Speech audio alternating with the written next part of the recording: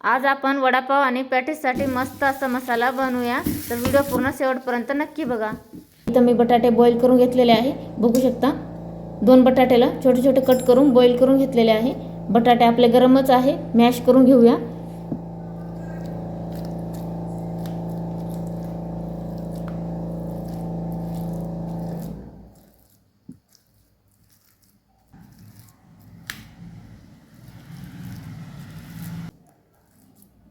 बघू शकता बटाटे आपले सर्व मॅश करून घेतलेले आहे।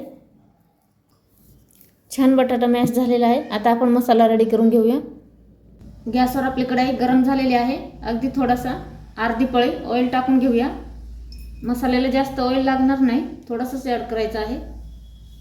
ऑइल आपलं गरम झालं आहे, त्याच्यामध्ये आपण मी इथं 3 हिरव्या मिरच्या, जिरा, अद्रक, लसूण आणि मीठ आणि थोडासा कढीपत्ता, कोथिंबीर आणि धना टाकून मोठा मोठा वाटून घेतलेले आहे। साबूत धना टाकलेला आहे आणि मोठा मोठा वाटलाय।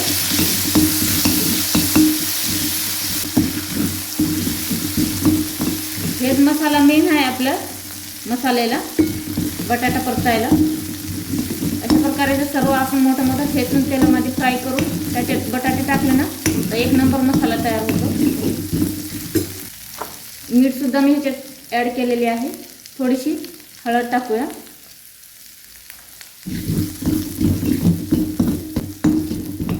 मसाला परतलाय आपला, आपण मॅश केलेले बटाटे ॲड करूया।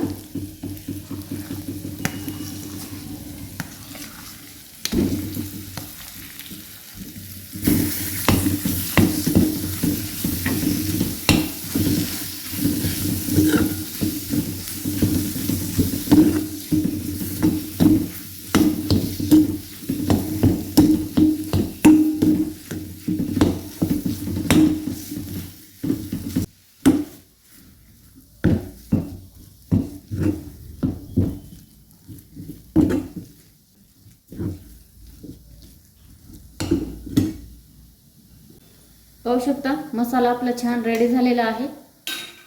2 मिनिटं परतून घेतलेले आहे। इथं आपल्याला गॅस बंद करून टाकायचा आहे।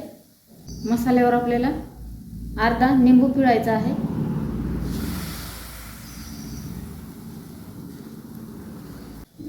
निंबू पिळून झाल्यानंतर मस्त मिक्स करून घेऊया।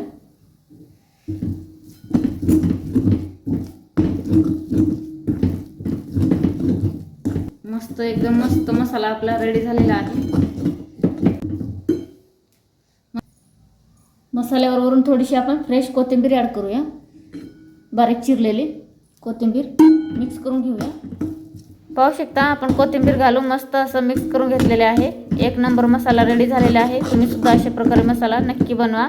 तुम्ही हा मसाला वडापावमध्ये, पॅटीसमध्ये वापरू शकता। मस्त लागतो, झणझणीत मसाला एक नंबर रेडी झालेला आहे।